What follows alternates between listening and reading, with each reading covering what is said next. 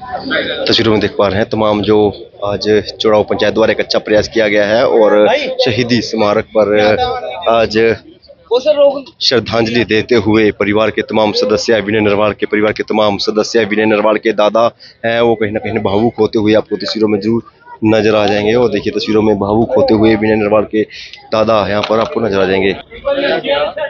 तस्वीरों में श्रद्धांजलि देते हुए परिवार के साथ साथ हजारों की संख्या में जो सदस्य हैं पारिवारिक, वो भी आपको नजर आती हैं। माता जी भी भावुक होती हुई तस्वीरें हरियाणा के करनाल की दिखा रहे हैं। तस्वीरों में देख पा रहे हैं चुनाव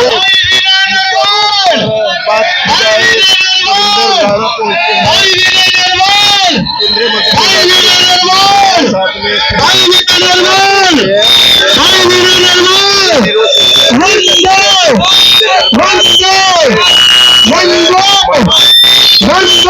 आपको नजर आ जाएंगे। और देखिए कि जोश है आज